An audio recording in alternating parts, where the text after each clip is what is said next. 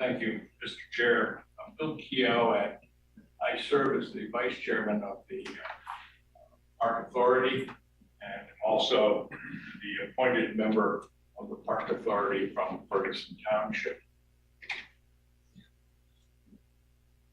While I'm only one member of the authority, I do want to comment about the continued discussion regarding guarantees. Guarantee that there won't be any more costs. Guarantee that we won't go over the budget. I am not quite as optimistic as maybe staff is in wanting to guarantee that that kind of issue will not occur.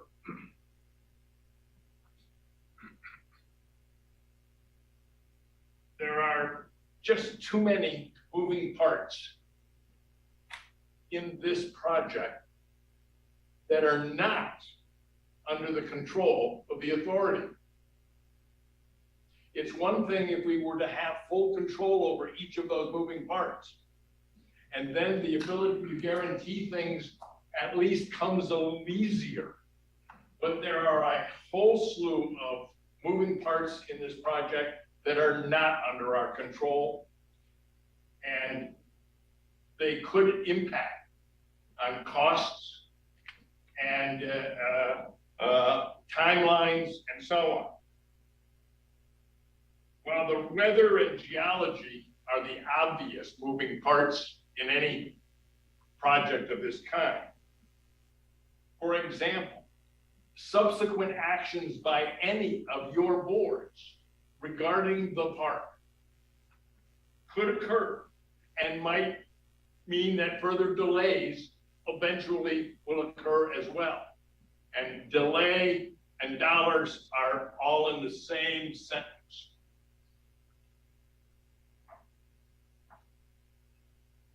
One of the things that is out there, an organization called NVEC has been attending our meetings over the last few years and certainly the last few months. During one of those meetings, the NVEC representative suggested that their organization would be considering some legal action as part of their response to the Whitehall Road Regional Park. This isn't in our control. We have no idea whether that will happen or not. But to say to you that we can guarantee that the costs related to this park are going to stop at the number that is on your piece of paper, I think is not a reasonable action. There are issues with contractors that come up during a project of this type that we have no control over. We have to respond to them, but we don't necessarily have the resolution control of being able to say this is the way it's going to be. Our intent is to finish this project within the dollars that have been identified. We feel reasonably satisfied that staff has identified the costs that are in front of us.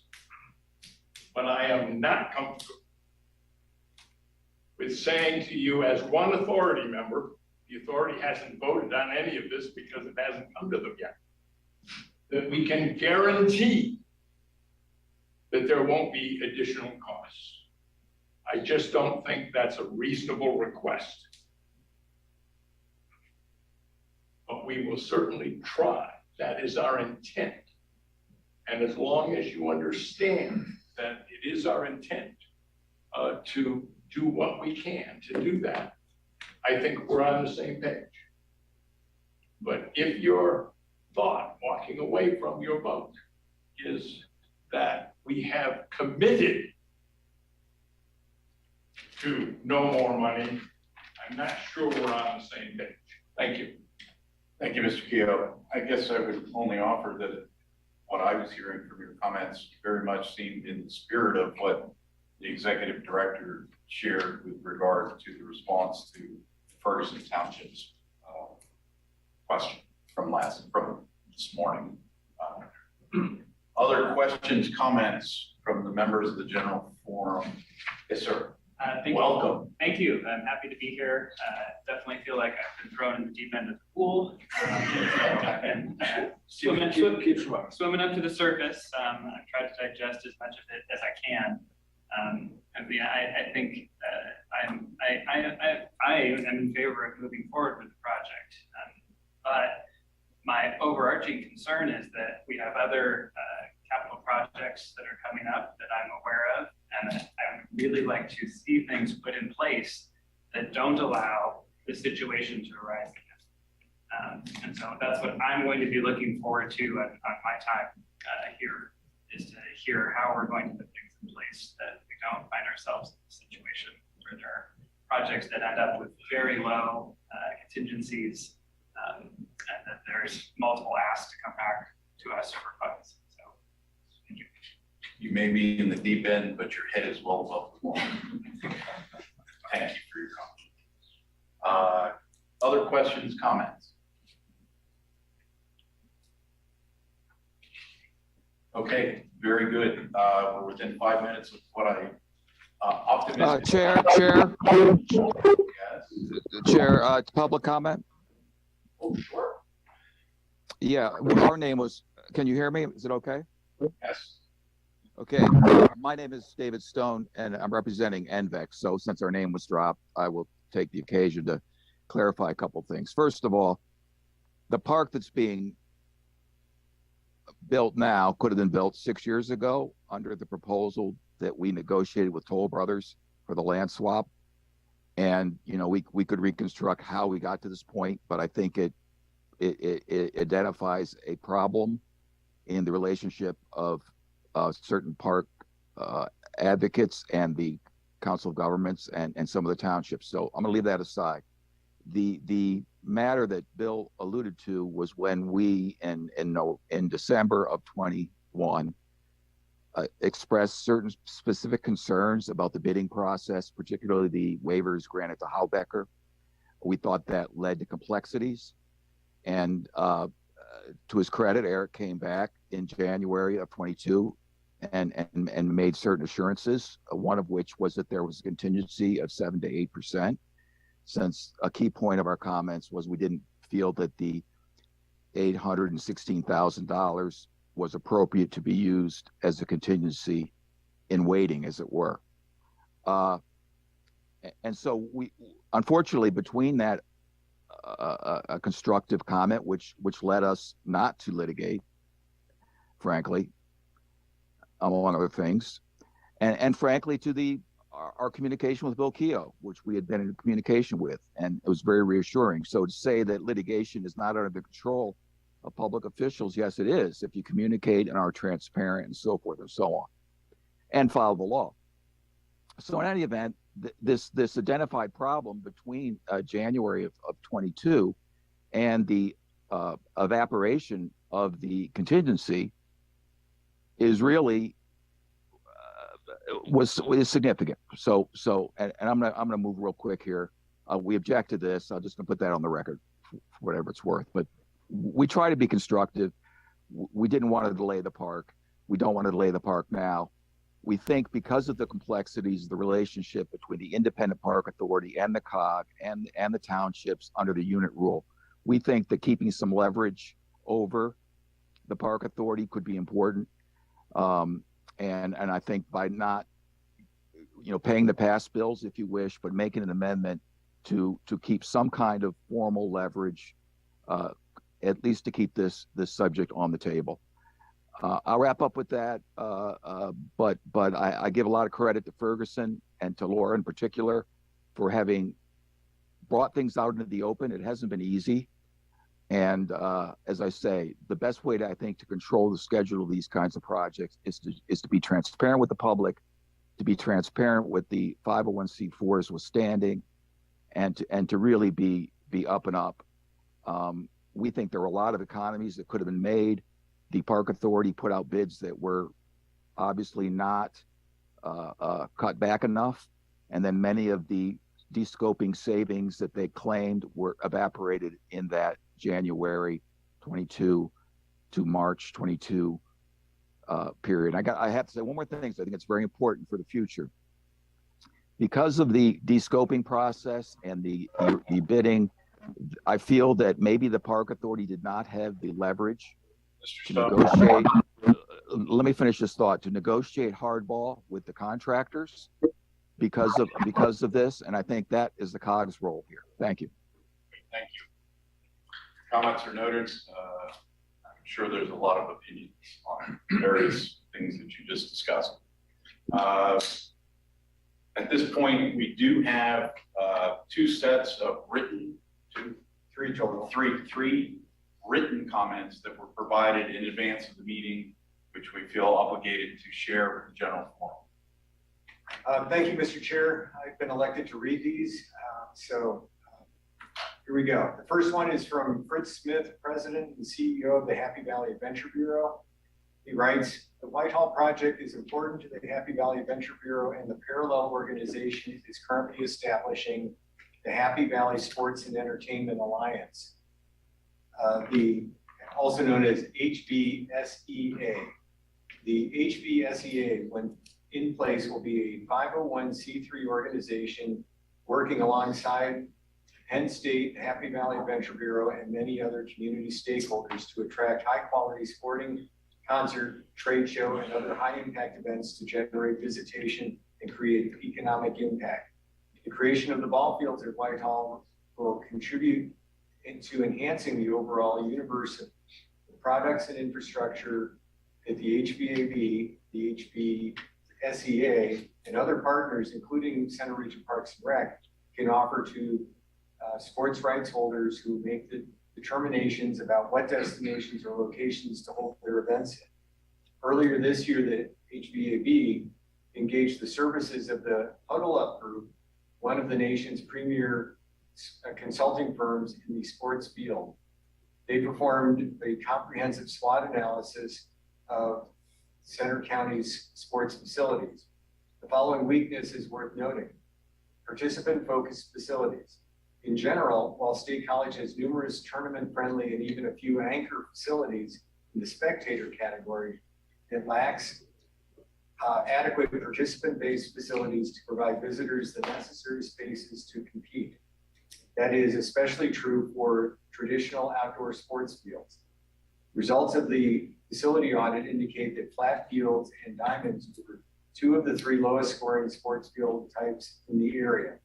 In today's sports field arms race, tournament-friendly and anchor facilities are needed to attract top-tier participant-focused championships and their tourism dollars.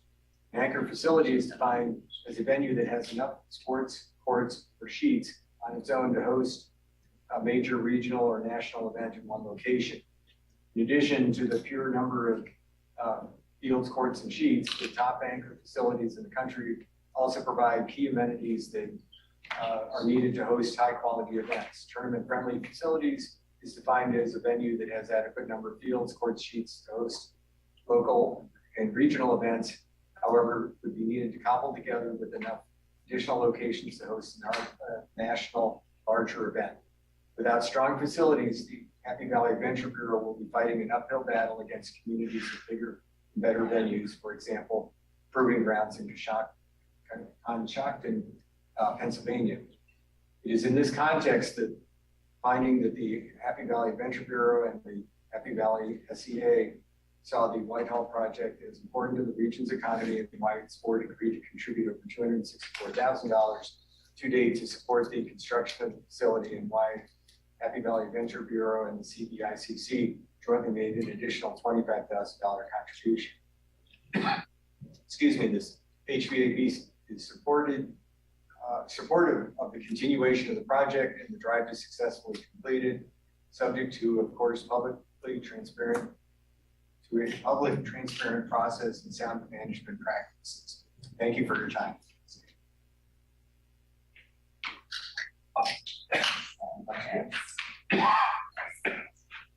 The second public comment is from Luke Fallon, Center Soccer President.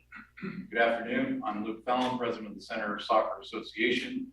For those who are unaware, Center Soccer is a 501c3 in continuous operation since 1985. Our mission is to provide developmental, recreational, and competitive soccer programs to our community. We offer programs that have players right now from ages 4 through 74. The vast majority of our members are from the Center Region municipalities. Before COVID impacted our region, our leadership and members have been here before to express the need for the fields beneficial to soccer that are included in Whitehall Road Park. I'm speaking today to continue to express the needs for more fields, especially fields with lights.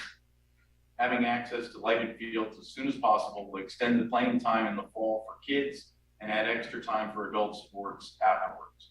This will be an immediate benefit for players and families in the Center Region. Eventually, adding artificial turf will extend the season, but that's a discussion for another time.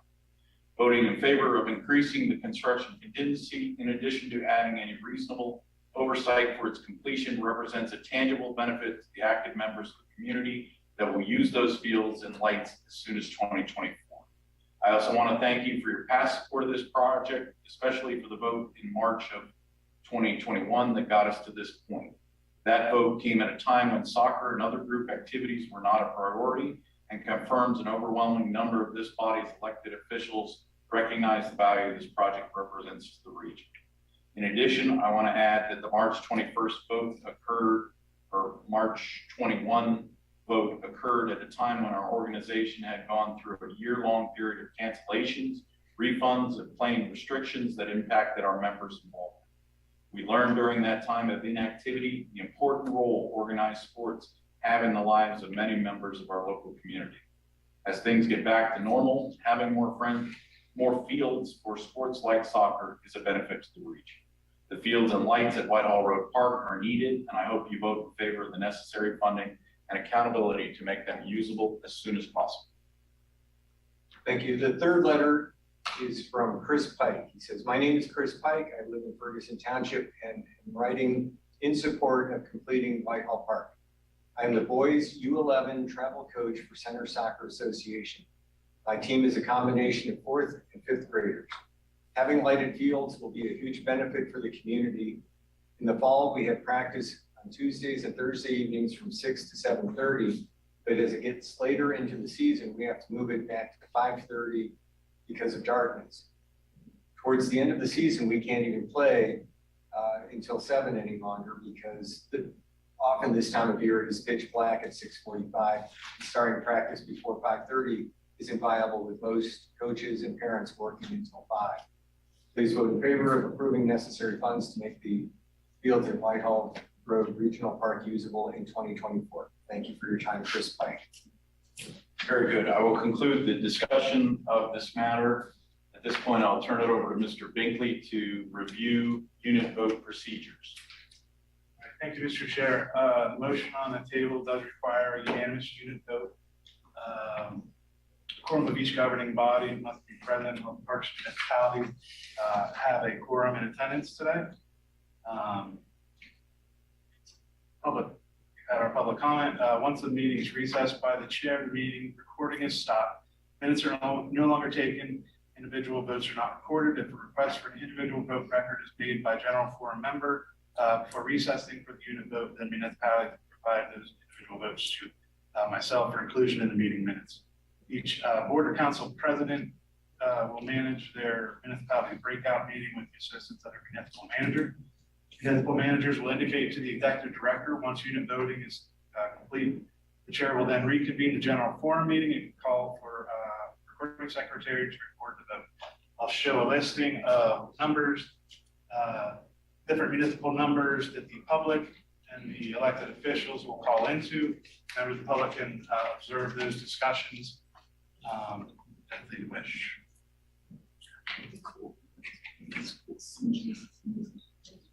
Go ahead, Sharon. If you could put the numbers on, so we can make sure it's dropped. Okay, the numbers for the various municipalities are online. Prior to this meeting, Ferguson Township requested access to a conference room as did Harris Township. The remaining municipalities, please gather in your normal corners. Mr. Chair? Yes. I would like the vote recorded. You would like the Individual votes recorded. Managers, please get those. Thank you. Managers understand what's being asked of them. At this point, we'll recess into our unit votes. Your manager request.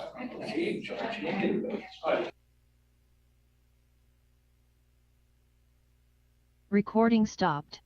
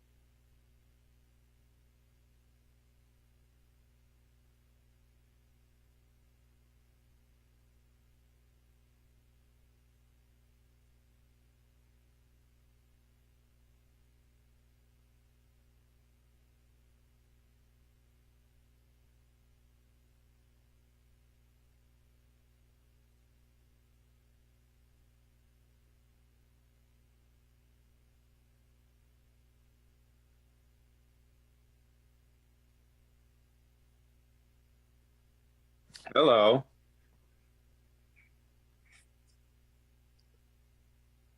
Tour 2431.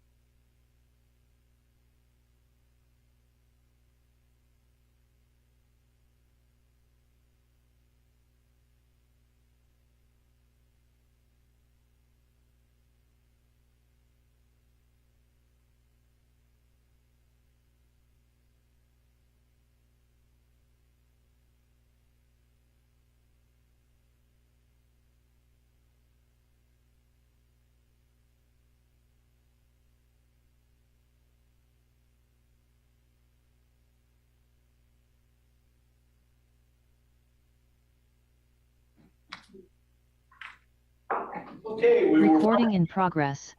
We will reconvene this special meeting of the general forum. At this point, Mr. Binkley will take a roll call of the members of the municipalities.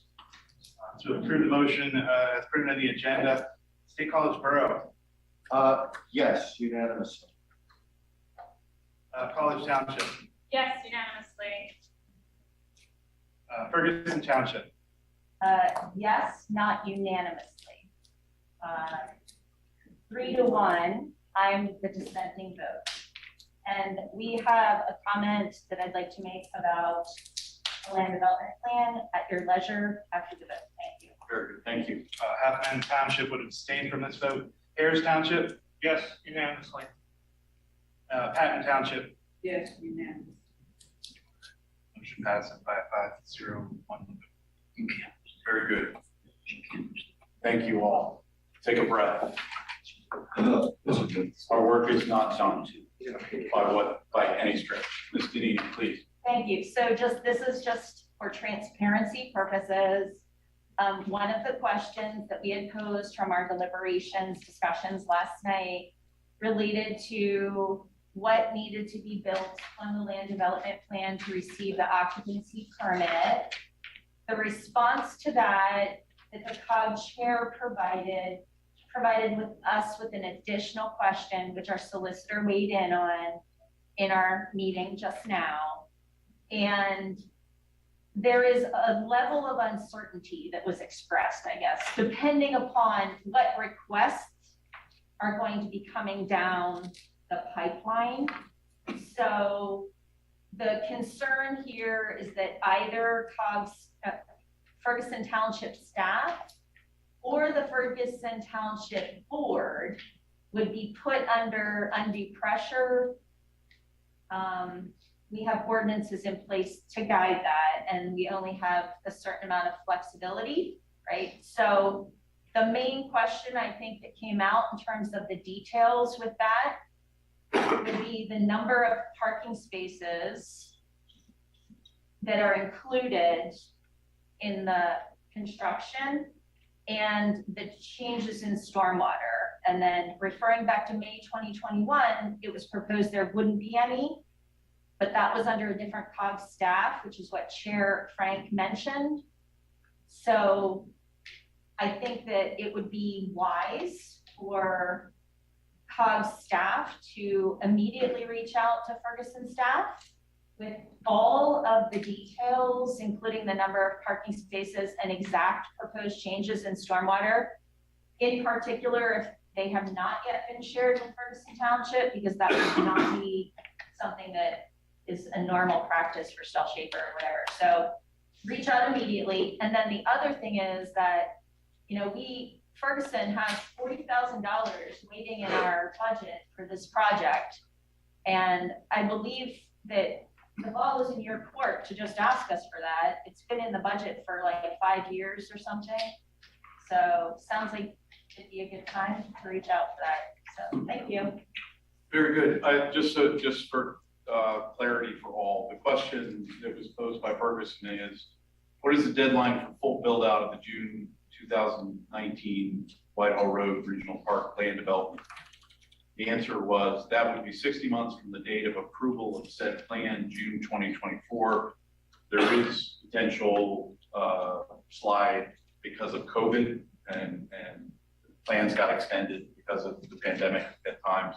That is not absolutely clear at this point, unless potentially extended using whatever process Ferguson Township has in place at that time. But do we need to fully build out the next question, do we need to fully build out the land development plan prior to receiving the occupancy permit? The current COG staff's understanding is that initial discussions with Ferguson Township indicated similar to the construction, phased occupancy would be supported. However, none of the individuals that were part of that discussion are with COG any longer. So we would highly recommend a refresh with current staffs to reconfirm. Finally, the next question, the full parking lot, including the part that was removed, descoped, and the indoor pavilion are both shown on the land development plan. The currently contemplated parking meets the Ferguson Township ordinance for the facilities built during this phase. Although, as discussed multiple times, there are operational concerns about the current NOM. The all-season pavilion will be a wonderful addition to the project whenever it is built, but it is not an operational necessity at this time. And to the 40,000, I turn it over to the secretary. Thank you, Mr. Chair. I'll address the 40,000 first. Yes, I contacted the township manager in the fall and confirmed the 40,000 was in the budget. And she asked about the timing that would be necessary for plantings in the spring. And so I confirmed that it would be available in the 2023 budget.